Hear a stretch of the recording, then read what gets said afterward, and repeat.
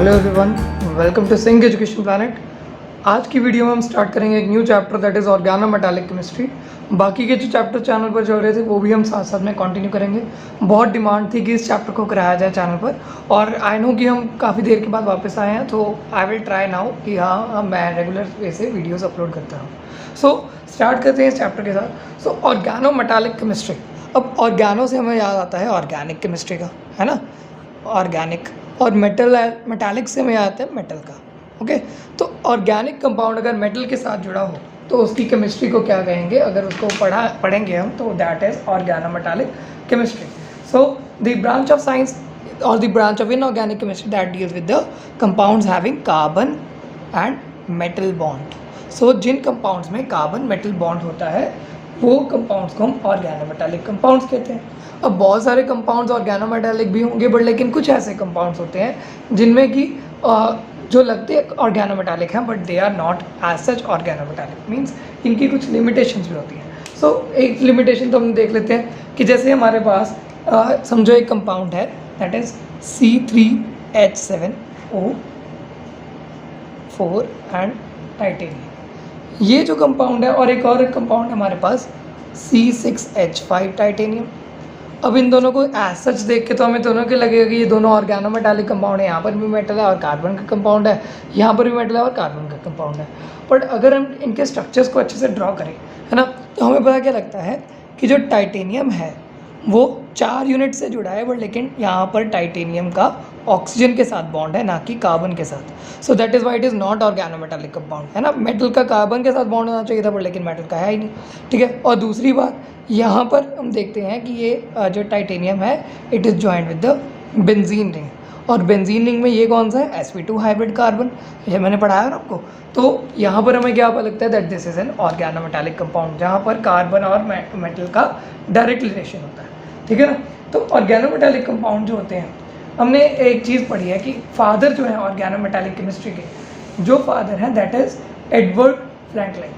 कौन है, that is Edward Franklin, ठीक है। इन्होंने ऑर्गेनोमेटालिक कंपाउंड सिंथेसाइज किया था पहला, और that compound was diethyl zinc. ये कंपाउंड सिंथेसाइज किया था हमारे डाइथाइल जिंक, ये कंपाउंड सिंथेसाइज किया था, और एडवर्ड फ्रैंकलिन ने, इससे ही हमारी ऑर्गेनोमेटालिक केमिस्ट्री की शुरुआत हो गई। अब मैं कुछ डेली यूज़ के एग्जांपल्स यूज़ करके आपको बताऊंगा कि ऑर्गेनोमेटालिक कंपाउंड्स कौन से हमारे पास। जैसे देखो, हमने ऑर्गेनिक केमिस्ट्री में बहुत आराम से पढ़ा होता है ग्रिग्नार्ड रिएजेंट, है ना। तो ग्रिग्नार्ड रिएजेंट में क्या है, दैट इज़ RMgX, है ना। तो यहाँ पर कार्बन है और यहाँ पर मैग्नीशियम है, तो कार्बन मैग्नीशियम का बॉन्ड हो गया, so that is an organometallic compound, Grignard reagent. और हमने क्या पढ़ा होता है, गिलमैन्स रिएजेंट, है ना, ये आप MSc में पढ़ते हैं, गिलमैन्स रिएजेंट, जिसमें क्या है R2CuLi। अब ये कॉपर और कार्बन का बॉन्ड हो गया, so that is also organometallic compound. So organometallic compound की हम एप्लीकेशन देखते हैं, ऑर्गेनिक केमिस्ट्री में भी होती है और इनऑर्गेनिक केमिस्ट्री में भी होती है। ये स्पेसिफिकली मैं आपको इनऑर्गेनिक केमिस्ट्री का यहाँ पर पढ़ाऊंगा। ऑर्गेनोमेटालिक केमिस्ट्री हमारे पास ऑर्गेनोमेटालिक कंपाउंड्स की फॉर्म में ऑर्गेनिक केमिस्ट्री में भी है, तो वहाँ पर भी हम ट्राई करेंगे कि उसको भी पढ़ा जाए, ठीक है। पर ये जो मेन हमारे IIT JAM और नेट के पेपर में पूछा जाता है वो that is from the organometallic chemistry of inorganic chemistry. इस प्लेलिस्ट में मैं हमारी BSc की ऑर्गेनोमेटालिक केमिस्ट्री को ज़्यादातर कवर करने की कोशिश करूँगा, और उसके बाद हम सेपरेट सा एक टॉपिक बना देंगे कि जो आपके एडवांस लेवल हैं, जो MSc के टॉपिक्स हैं, उसके भी नेट की प्रिपरेशन के लिए हम टॉपिक्स बना देंगे। मैंने आपको कहा था कि हम ग्रेट कंटेंट लेके आएंगे, मतलब हम नेट की प्रिपरेशन के लिए आपको वीडियोज़ प्रोवाइड करेंगे। मैक्सिमम जितना मैं कर सकूँगा, जितना फ्री कंटेंट आपको दे सकूँगा उतना मैं देने की कोशिश करूँगा। So let's begin. हम कुछ और एग्जाम्पल्स पढ़ते हैं, जैसे हमने ये 2 रिएजेंट्स पढ़ लिए ऑर्गेनिक के, है ना। तो हमारे पास एक और कंपाउंड है दैट इज़ ZZ सॉल्ट, बहुत ही ज़्यादा कॉमन कंपाउंड है हमारा, क्या नाम है उसका, ZZ सॉल्ट। ये दोनों तो आपने पढ़े होते हैं, ये गिलमैन्स रिएजेंट है ना। तो ग्रिग्नार्ड रिएजेंट के तो स्पेलिंग आपको आते हैं, तो मैं सेकंड शुरू करता हूँ, ZZ सॉल्ट। अब ये ZZ सॉल्ट में क्या होता है, हमारे पास ये दिस कंपाउंड है PtCl3C2H4 and this is having negative charge. अब यहाँ पर आपको समझ में आएगा कि ये गिलमैन्स रिएजेंट कैसे हमारे पास, सॉरी ZZ सॉल्ट कैसे हमारे पास ऑर्गेनोमेटालिक है। तो इसको थोड़ा सा बना के देखेंगे तो हमें ज़्यादा क्लियर हो जाएगा कि ZZ सॉल्ट का स्ट्रक्चर कैसा है और ये कार्बन और प्लेटिनम का बॉन्ड कैसे आया, है ना, क्योंकि ये तो इथाइल ग्रुप है, ठीक है।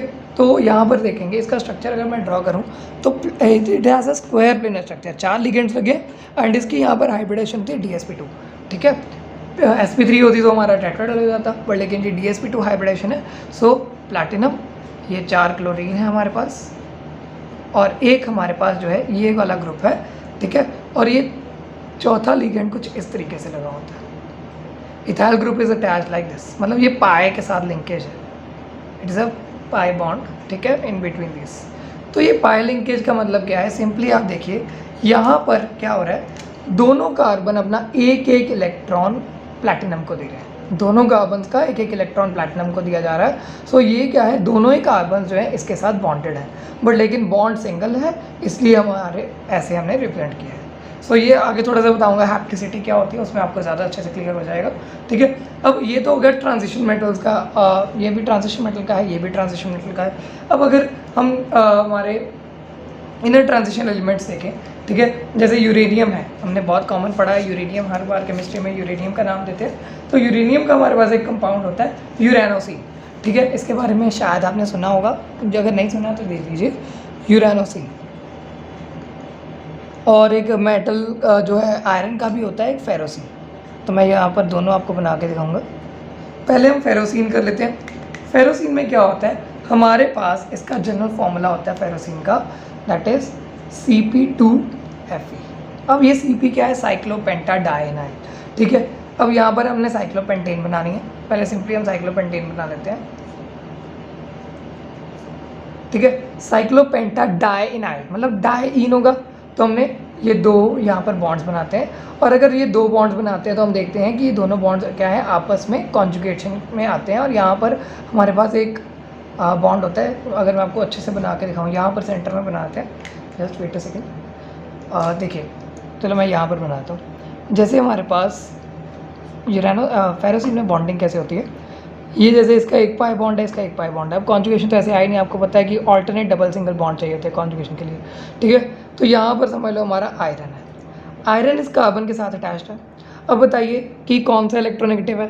अब हमने यहाँ चेक करना है, तो ये कार्बन है और मेटल है। आपने एक बात यहाँ पर टिप्स पे याद कर लेनी है कि कार्बन हमेशा हर मेटल से ज़्यादा इलेक्ट्रोनेगेटिव होता है, ठीक है। मेटल्स आर ऑलवेज इलेक्ट्रोपॉजिटिव ना, तो कार्बन जो है वो उसकी इलेक्ट्रोनेगेटिविटी होती है 2.5, ठीक है, पॉलिंग स्केल पर, और दैट इज़ वाई वो हमेशा कार्बन जो है मेटल से ज़्यादा इलेक्ट्रोनेगेटिव होगा। अब मेटल इलेक्ट्रोपॉजिटिव है, तो ये जो है साइक्लोपेंटीन रिंग, ये वो इलेक्ट्रॉन्स को खींचेगी। तो जब भी मेटल रिमूव हो जाएगा तो हमारे पास कैसे आएगा structure, it will be like this, ठीक है। अब हमने देखना है कॉन्जुगेशन कैसे होती है। जैसे देखो, ये यहाँ पर आ सकता है, अब ये यहाँ पर जा सकता है, और ये इस तरीके से आगे जा सकता है, ठीक है। तो ये हम देखते हैं कि हमारे पास कॉन्जुगेशन में ये डबल एंड सिंगल क्या है, ऑल्टरनेट कर रहे हैं। हमारे पास लोन पेयर भी आ गया कॉन्जुगेशन में। तो यहाँ पर अगर देखा जाए तो ये इसको हम इस तरीके से लिख सकते हैं, अगर जो भी कंपाउंड कॉन्जुगेटेड होता है, जैसे बेंजीन में हम सर्कल बनाया जैसे कि सारे बॉन्ड्स इक्विवेलेंट हैं, तो यहाँ पर भी हम सर्कल बना सकते हैं, ठीक है ना। तो फेरोसिन में भी इसी तरह का सेम स्ट्रक्चर होता है कि यहाँ पर हम इसमें सेंटर में सर्कल बना देते हैं, ठीक है। इस सर्कल को शो कर देंगे कि ये आयरन के साथ बॉन्डेड है। अब सारे बॉन्ड्स आयरन के साथ बॉन्डेड है, मतलब ये वाले पाई बॉन्ड्स भी आयरन को कंट्रीब्यूट कर रहे हैं, ठीक है। अब थोड़ा सा फर्स्ट वीडियो में थोड़ा सा शायद ना भी समझ लगे, बट लेकिन आने वाली वीडियोस में आपको सारा एक अच्छे से क्लियर हो जाएगा। यहाँ पर एक और चीज़ टर्म इंट्रोड्यूस करूँगा, दैट इज़ कॉल्ड हैप्टिसिटी। हैप्टिसिटी होता है कि नंबर ऑफ कार्बन्स, कितने नंबर ऑफ कार्बन्स ने बॉन्ड बनाया है मेटल के साथ। तो यहाँ पर देखिए, ये वाले मैंने क्या कहा था कि ये 2 इलेक्ट्रॉन्स हैं इस बॉन्ड में, पाई बॉन्ड में 2 इलेक्ट्रॉन्स होते हैं, तो दोनों कार्बन अपना एक एक इलेक्ट्रॉन कंट्रीब्यूट करेंगे जब भी पाई के साथ लिंकेज होगी। यहाँ पर जैसे पाई के साथ लिंकेज हुई तो दोनों कार्बन ने अपना एक एक इलेक्ट्रॉन कंट्रीब्यूट किया। तो यहाँ पर भी अगर पाई के साथ लिंकेज है और यहाँ पर भी पाई के साथ लिंकेज है, ठीक है। तो ये 4 इलेक्ट्रॉन्स यहाँ से है, और यहाँ से 1 इलेक्ट्रॉन तो इसने दिया और 1 इलेक्ट्रॉन इसने दिया, मतलब 5 ही कार्बन्स ने इसके साथ बॉन्ड बनाया। सो हैप्टिसिटी का हमारे पास साइन होता है ईटा, ओके। ईटा की पावर मैं लिख दूंगा 5 means 5 carbons have bonded to the iron. तो ये अगर 5 के 5 कार्बन्स बॉन्डेड हो गए आयरन के साथ, तो हम इसे इस तरीके से रिप्रेजेंट करते हैं। आई थिंक आपको अच्छे से समझ आ गया, ठीक है। उसी तरीके से हमारे पास आयरन जो है एक और नीचे रिंग होती है, ठीक है, उसके साथ जुड़ा हुआ। तो ये हमारे पास 2 रिंग्स के साथ ये 3D स्ट्रक्चर है, ठीक है। इसको आप एनालाइज करने की कोशिश करिए। जैसे एक सैंडविच का पीस है, इसके ऊपर वाला एक ब्रेड है और नीचे वाला ब्रेड है और बीच में आपने फिलिंग किया आयरन की। तो इस तरीके से हम समझ सकते हैं फेरोसिन को। सारे जो है ये फेरोसिन, यूरेनोसिन, ये हमारे पास सैंडविच लाइक स्ट्रक्चर्स होते हैं। अब यूरेनोसिन के बारे में अगर एक्सप्लेन करना हो तो यूरेनोसिन में हमारे पास यहाँ पर साइक्लोपेंटा डाइनाइल था, यहाँ पर साइक्लो ऑक्टा ट्राइनाइल है, ठीक है, सॉरी टेट्राइनाइल है। साइक्लो ऑक्टा टेट्राइन, यहाँ पर मैं चलो इसके सारे बॉन्ड्स दिखा देता हूँ आपको। ये 4 बॉन्ड्स होते हैं साइक्लो ऑक्टा टेट्राइन में, ठीक है। अब ये जो सारे बॉन्ड जुड़े हुए हैं किसके साथ? यूरेनियम के साथ। उसी तरीके से नीचे भी ऐसे ही बना हुआ है, ठीक है। तो यहाँ पर भी ऐसे ही बॉन्ड सारे जुड़े हुए हैं यूरेनियम के साथ। तो ये जैसे ये 2 पीसेस हो गए ब्रेड के और नीचे फिलिंग होगी, तो ये हमारा सैंडविच हो गया साइक्लो ऑक्टा टेट्राइन का क्या बन गया? यूरेनोसिन। तो यहाँ तक आपको आई थिंक अच्छे से क्लियर हो गया कि हमारे पास ऑर्गेनोमेटालिक कंपाउंड्स कैसे होते हैं। थोड़ा सा आइडिया आपको मिल गया हैप्टिसिटी क्या होती है, ठीक है। थोड़ा सा आगे पढ़ेंगे और अच्छे समय लगेगा। So just wait a second, let me change the sheet. अब देखो फ्रेंड्स, मेरी यही कोशिश है कि मैं आपको बेस्ट कंटेंट से प्रोवाइड करूँ in free of cost on YouTube, ठीक है। तो साथ ही साथ हम क्वेश्चंस भी किया करेंगे अब चैप्टर्स के, कि आपको अकेली थ्योरी ना पढ़ाई जाए, कि क्वेश्चंस भी करेंगे तो आपको ज़्यादा अच्छे से कंसेप्ट क्लियर हो जाएगा। सो क्वेश्चन है आइडेंटिफाई विच इज़ ऑर्गेनोमेटालिक। तो यहाँ पर हम देखना है कि ऑर्गेनोमेटालिक कौन से हैं। जैसे हमारे पास फर्स्ट एग्जाम्पल ये है एल्यूमिनियम ट्राइथॉक्साइड। नाम देख के हमें कुछ भी क्लियर नहीं होगा, हमें इसका स्ट्रक्चर बताना पड़ेगा। तो इथॉक्साइड क्या होता है? सो इट इज़ C2H5O, ठीक है ना, इथॉक्साइड है। और ये कितने हैं? ट्राई मतलब 3 है, और क्या है साथ में? एल्यूमिनियम। तो ये वैलेंसी भी पूरी है, तो एल्यूमिनियम ट्राई इथॉक्साइड। अब इसका स्ट्रक्चर ड्रॉ करेंगे। पहले यहाँ पर एल्यूमिनियम लगा देंगे, OC2H5 और C2H5, ठीक है। कार्बन और यहाँ पर ऑक्सीजन का बॉन्ड दिखाने की कोशिश करिए कि यहाँ पर कार्बन ऑक्सीजन के साथ, अगर यहाँ पर मैं C2H5 ऐसे लिख देता तो हाइड्रोजन के साथ बॉन्ड हो जाना था। तो यहाँ पर देखिए, अब ये एल्यूमिनियम ट्राइथॉक्साइड है, इसमें हमारे पास एल्यूमिनियम और ऑक्सीजन की लिंकेज है, ना कि एल्यूमिनियम और कार्बन की। So this one is not organometallic, ठीक है। इस तरीके से हम आगे भी करेंगे। पहले वीडियो को पॉज करके आप खुद ट्राई कर लीजिए, अगर नहीं क्लियर हो रहा तो मैं आपको करवा रहा हूँ, ठीक है। अब नेक्स्ट है हमारे पास क्रोमियम एसिटाइल एसीटोनेट। अब क्रोमियम एसिटाइल एसीटोनेट में क्या है? हमारे पास ये कोऑर्डिनेट कंपाउंड है, ये चिलेट कॉम्प्लेक्स है, ठीक है। चिलेट्स आपने पढ़ा हुआ है, तो मैंने आपको पढ़ाया भी है, और कोऑर्डिनेशन केमिस्ट्री मैंने काफ़ी ज़्यादा कवर करी हुई है, डिफरेंट नेम्स है चैप्टर के BSc के हिसाब से। तो आप मेरी प्लेलिस्ट चेक कर सकते हैं, आपको मिल जाएंगे, ठीक है।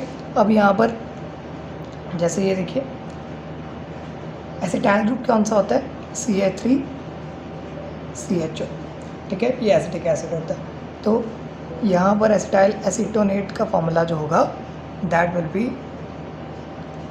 दिस CH, देन अगेन हमारे पास यहाँ पर CH3 है, ठीक है, यहाँ पर CH2 आएगा एंड फिर O, ठीक है। एंड ये यहाँ वाला ऑक्सीजन कोऑर्डिनेट बॉन्ड बना रहा है, और ये सिंपल बॉन्ड बना रहा है विद द क्रोमियम। तो ये बता रहे हैं क्रोमियम एसिटाइल एसीटोनेट। यहाँ पर 3 कैसे लगाया? क्योंकि क्रोमियम की वैलेंसी 3 थी, तो 3 पॉजिटिव यहाँ पर आ गया, ठीक है। एसिटाइल एसीटोनेट जो होता है, हम इसे ACAC भी लिखते हैं, ठीक है। तो आपको अगर ACAC लिखा मिले कहीं पे, तो इट इज़ लाइक दिस, ठीक है। अब यहाँ पर इसकी नेगेटिव -1 वैलेंसी होती है। तो यहाँ पर हम देखेंगे कि यहाँ पर बॉन्ड कौन सा है? ऑक्सीजन और क्रोमियम का। So this is also not organometallic. अब नेक्स्ट है ब्यूटाइल सोडियम। ब्यूटाइल सोडियम क्या है? ब्यूटाइल ग्रुप लगाओ सिंपली, ठीक है। तो ये CH3 CH2 CH2 CH2, ये हमारा ब्यूटाइल ग्रुप हो गया, और साथ में सोडियम लग गया। तो ये हमें क्लियर हो रहा है कि कार्बन और सोडियम का बॉन्ड है, that is why it is right, this is organometallic. तो इस तरीके से हम आइडेंटिफाई करते हैं, हम स्ट्रक्चर्स बना के देख लेंगे कि कैसे कंपाउंड ऑर्गेनोमेटालिक होते हैं।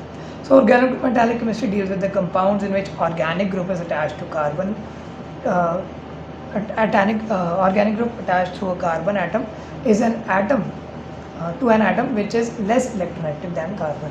जो भी एटम के साथ वो अटैच्ड हो, मतलब जो भी मेटल के साथ हो अटैच्ड हो, वो कम इलेक्ट्रोनेगेटिव होनी चाहिए कार्बन के साथ।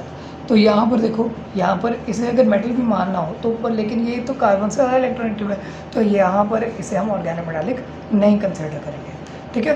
तो इसके बाद हम शुरू करते हैं with the types of organometallic compounds. अब देखो फ्रेंड्स, इसमें हमारे पास 4 कैटेगरी आएंगी, फटाफट से करेंगे, वीडियो ज़्यादा लंबी नहीं करनी हमने। तो नेक्स्ट टॉपिक जो है हम नेक्स्ट वीडियो में पढ़ेंगे। पहले हम ये पढ़ लेते हैं, हम फटाफट से करेंगे। आयनिक कंपाउंड्स ऑफ इलेक्ट्रोपॉजिटिव मेटल्स। साथ साथ में नोट्स बनाते रहिएगा क्योंकि आपको ये नोट्स ही ज़्यादा काम आएंगे, और अपनी बुक्स में से ज़रूर पढ़िए इस चैप्टर को।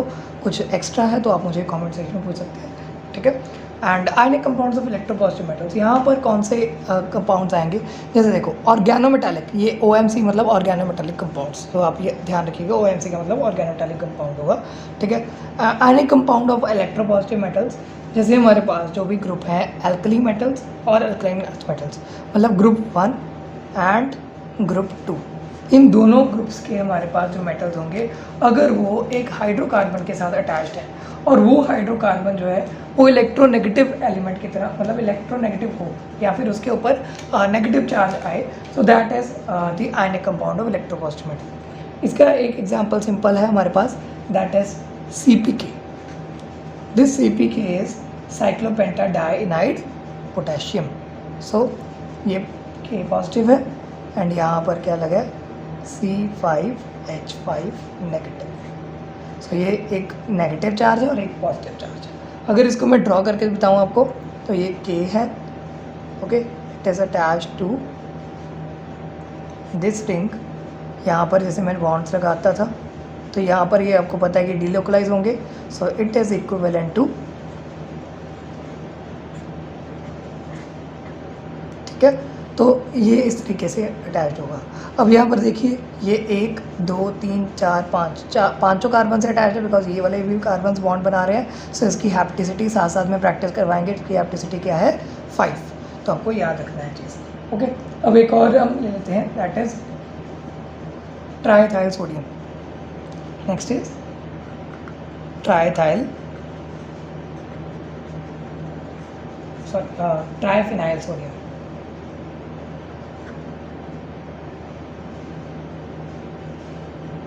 Okay. Sorry I am mistaken, यहाँ पर ट्राइफिनाइल नहीं हो सकता बिकॉज सोडियम एक ही मेटल के साथ बॉन्ड बनाएगा, it is not a transition metal. So यहाँ पर ये सिंपल फिनाइल सोडियम रहेगा, सॉरी फॉर माई मिस्टेक, ठीक है। तो ये फिनाइल सोडियम में कैसे होगा, हमारे पास क्या है, एक बेंजीन रिंग होगी, इसमें सारे कार्बन्स पर डीलोकलाइज हो रहा है चार्ज, तो ये ऐसे, और ये सोडियम के साथ अटैच्ड है। सो इसकी हैप्टिसिटी क्या होगी, दैट इज हैप्टिसिटी 6, बिकॉज ये 6 कार्बन्स के साथ अटैच्ड है। इसी तरीके से हमारे पास एक होगा ब्यूटाइल सोडियम। ब्यूटाइल सोडियम के साथ है C4H9 Na पॉजिटिव। तो यहाँ पर देखो it is equivalent to Ci3 CH2 CH2 CH2 Na positive. अगर पेपर में ऐसे दिया हो 1 2 3 4 कार्बन्स एंड साथ में सोडियम लगा हुआ है, ठीक है। तो ये वाला जो है हमारे पास ये भी इक्विवेलेंट है, एंड इनकी हैप्टिसिटी क्या होगी, लास्ट वाला कार्बन ही सोडियम के साथ अटैच है बस, तो इसकी हैप्टिसिटी होगी 1। तो अपने हैप्टिसिटी को जरूर याद रखना, that is the relation with the how many carbons are attach to the metals, ठीक है। तो ये हमारा फर्स्ट हो गया, that is ionic compounds of electropositive metals, ठीक है। इसमें कुछ और कंपाउंड्स भी देख सकते हैं, जैसे हमारे पास D&F ब्लॉक एलिमेंट्स हैं, ठीक है। उनमें जो हमारे पास कंपाउंड्स होते हैं वो भी कुछ कंपाउंड्स ऑर्गेनोमेटालिक कंपाउंड होते हैं जो कि दैट आर आयनिक, जैसे मैंगनीज साइक्लोपेंटाडाइनल,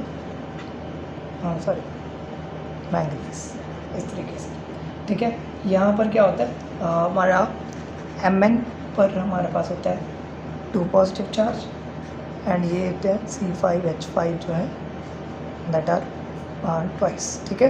तो ये भी हमारे पास क्या होगा, that is just ionic compound of electropositive metals.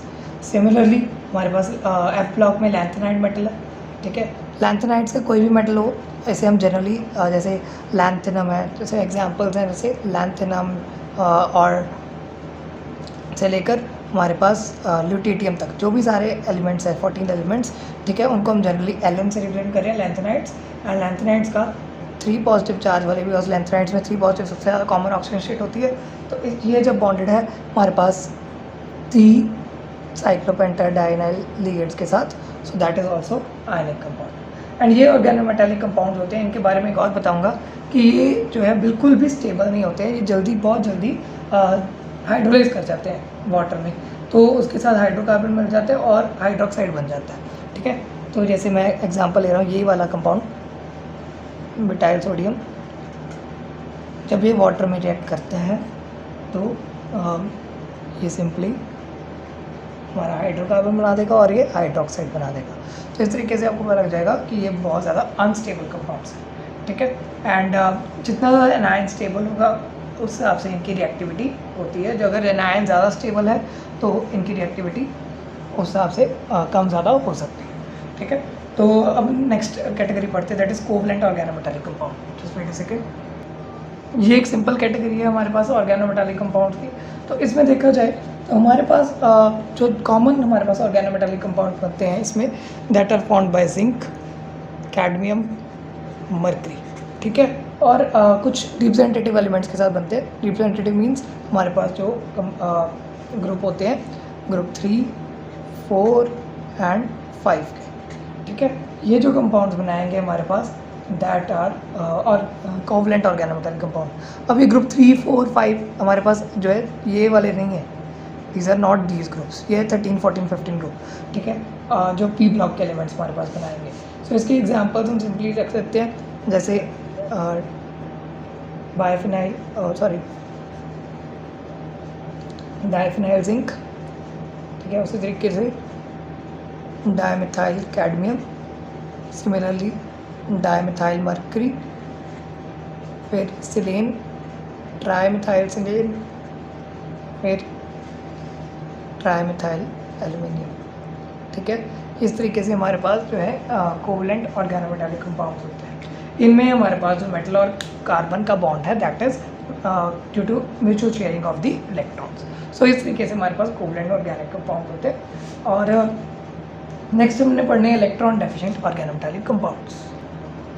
ये देखो फ्रेंड्स, अभी तक हम जितना भी पढ़ रहे थे इसमें हमने क्या पढ़ा था, जैसे ये कैडमियम है, डायमिथाइल कैडमियम है, तो इस तरीके से इसका कंपाउंड होगा। ये क्या है, एक इलेक्ट्रॉन कैडमियम से आ रहा है, एक इलेक्ट्रॉन मिथाइल से आ रहा है, तो these are 2 electron 2 centre compounds. अब इलेक्ट्रॉन डेफिशिएंट ऑर्गेनोमेटालिक कंपाउंड्स में वो वाले लिगेंड्स होंगी जिनके पास इलेक्ट्रॉन्स का ऑक्टेट फुल नहीं है, ठीक है, they do not have complete octet. जैसे इसमें क्या कौन से आ जाएंगे, alkyls of lithium, beryllium, magnesium, aluminium. कुछ शॉर्ट समरी मैंने आपको बता रहा हूँ कि ये जो है इनमें ब्रिजिंग लिगेंड्स होंगे, ब्रिजिंग एल्काइल ग्रुप्स होंगे, ठीक है। तो these are the electron deficient organometallic compounds. जैसे हमारे पास जो है बेरिलियम जो है वो क्या करता है, हमारे पास जो मिथाइल ग्रुप के साथ वो डाइमर बनाना शुरू करता है। सो डायमिथाइल बेरिलियम जो होगा, ये एक बेरिलियम, ये Me को हम मिथाइल लिख सकते हैं। ये CH3 जो है, CH3 is equivalent to Me and C6H5 जो बेंजीन है it is equivalent to phenyl, ठीक है। तो ये आपने दोनों याद रख लेने, ठीक है। और इसी तरीके से C5H5 जो है that is also equivalent to CP, cyclopentadienide, ठीक है। तो यहाँ पर डायमिथाइल बेरिलियम जो है इट फॉर्म्स पॉलीमेरिक कंपाउंड्स, ठीक है। पॉलीमेरिक कंपाउंड बना देगा कैसे, और इसमें क्या होगा, it forms 2 electron 3 centre compound, 3 centre 2 electron compound आ जाएगा इसमें, ठीक है। यहाँ पर आप देखिए जैसे ये बेरिलियम है, ये भी बेरिलियम है। अब यहाँ पर बेरिलियम के पास क्या आंसर आ गया, 2 मिथाइल ग्रुप हमें बनाने हैं। एक मिथाइल ग्रुप मैं यहाँ बना रहा हूँ, ठीक है ना, और एक मिथाइल ग्रुप समझ लो यहाँ पर है। अब ये वाले बेरिलियम का एक मिथाइल ग्रुप हमने बना दिया यहाँ पर, और एक मिथाइल ग्रुप हमारा यहाँ पर, ठीक है ना। अब समझ लो ये वाला मिथाइल ग्रुप यहाँ पर था, ठीक है। समझ लो ये हमारे नेक्स्ट बेरिलियम का है ये वाला कंपाउंड, और यहाँ पर हमने बेरिलियम का ये वाला बना दिया, सॉरी CH3, ठीक है। अब यहाँ पर क्या हो रहा है, ये बेरिलियम और ये मिथाइल ये आपस में क्या करें, इंटरेक्ट करें एक दूसरे के साथ, और यहाँ पर ये एक कोऑर्डिनेट बॉन्ड बना रहा है, टेम्प्रेरी सा बॉन्ड बन रहा है। उसी तरीके से ये वाला बेरिलियम और ये वाला मिथाइल ग्रुप एक दूसरे के साथ रिएक्ट कर रहे हैं और यहाँ पर कंपाउंड बन रहा है। तो बहुत सारे इस तरीके से ही हमारे पास जो है बॉन्ड्स बनते रहते हैं। एंड सिमिलरली हमारे पास एक बहुत सारी लॉन्ग चेन बन जाती है। सो it is a polymeric compound, ठीक है। ये क्या है, पॉलीमर बन जाता है इसका आगे आगे, ये बहुत सारी लंबी चेन्स बन जाती हैं। सो इलेक्ट्रॉन डेफिशिएंट ऑर्गेनोमेटालिक कंपाउंड्स होते हैं, उनके पास स्पेशल टेंडेंसी होती है कि वो पॉलीमर्स बना सकें, इसी तरीके से हमारे पास एल्युमिनियम डाइमिथाइल जो होता है, सॉरी दैट इज़ हेक्सामिथाइल डाइएल्युमिनियम, ठीक है, ये भी हमारे पास डायमर की फॉर्म में प्रेजेंट होता है। और लिथियम का टेट्रामर बन जाता है मिथाइल लिथियम का, Ca3Li का, ये क्या बना जाता है, टेट्रामर। तो टेट्रामर का स्ट्रक्चर एक बार मैं आपको बना के दिखाता हूँ, जस्ट वेट अ सेकेंड। देखो अगर हम क्या करें, ये लिथियम है और ये हमारे पास एक मिथाइल ग्रुप है, ठीक है, यहाँ पर एक लिथियम बनाया था, ये हमारे पास एक मिथाइल ग्रुप है, तो मतलब ये इसके साथ अटैच्ड है, ये इसके साथ अटैच्ड है, क्लियर हो गया। अब इसी तरीके से यहाँ पर एक और मिथाइल ग्रुप है और यहाँ पर हमारा लिथियम है, ठीक है। तो आप देखिए क्या हो क्या रहा है, ये जो है ये आपस में ऐसे इंटरेक्ट कर सकते हैं और यहाँ पर एक और बनाते हैं,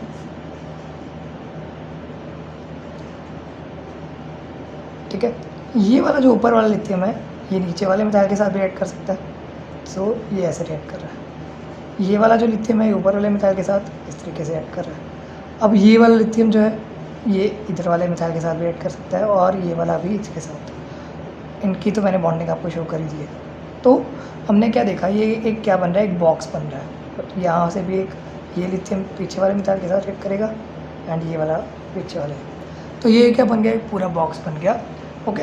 और यहाँ पर हमने अगर इस बॉक्स को थोड़ा सा अच्छे से ड्रॉ करेंगे तो आपको पता लगेगा कि ये हमारे पास प्रॉपर एक बॉक्स लाइक स्ट्रक्चर बनाता है। ये CH3 है, ये Li है, ठीक है, फिर ये Li है, ये CH3 है, ये बन गया।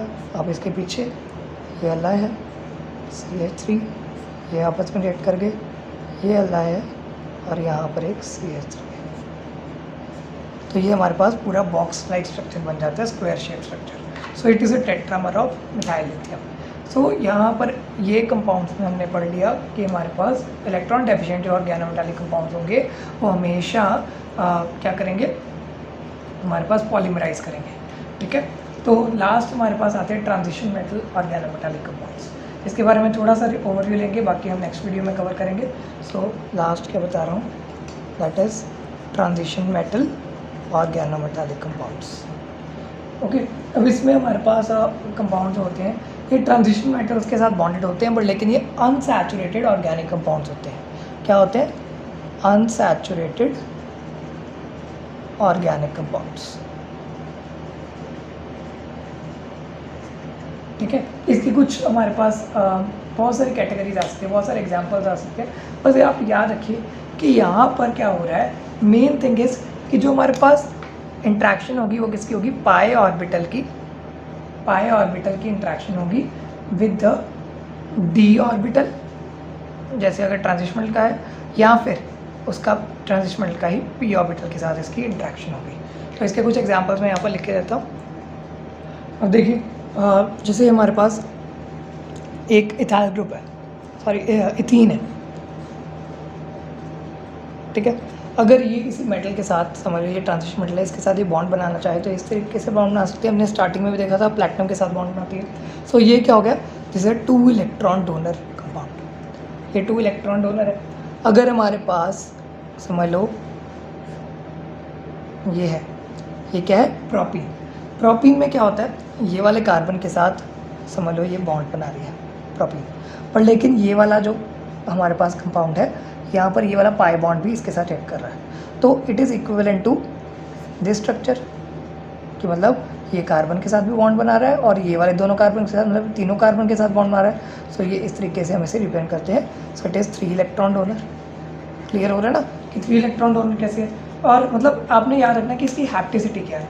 हैप्टिसिटी यहाँ पर 3 कार्बन के साथ 3 है, जितने इलेक्ट्रॉन्स वो डोनेट करें उतनी हैप्टिसिटी यहाँ पर शो हो रही है, ठीक है। उसी तरीके से अगर मैं दिखाऊं तो अगर हमारे पास ये देखें थाइक्लोब्यूटाडाइन है, उसके साथ अगर मेटल जो है वो इस तरीके से रिएक्ट करती है तो ये 4 इलेक्ट्रॉन डोनर बन जाता है, हैप्टिसिटी 4 हो जाती है। तो ये भी हमारे पास ट्रांजिशन मेटल का ऑर्गेनोमेटालिक कंपाउंड है। सिमिलरली हमारे पास 5 इलेक्ट्रॉन डोनर होंगे, ठीक है। 5 इलेक्ट्रॉन डोनर का मैंने सारा आपको समझा दिया स्टार्टिंग में, तो ये सिमिलरली यहाँ पर बना रहा हूँ। और 6 इलेक्ट्रॉन डोनर का भी मैंने स्टार्टिंग में आपको समझा दिया था, तो वो मैं यहाँ पर बना रहा हूँ।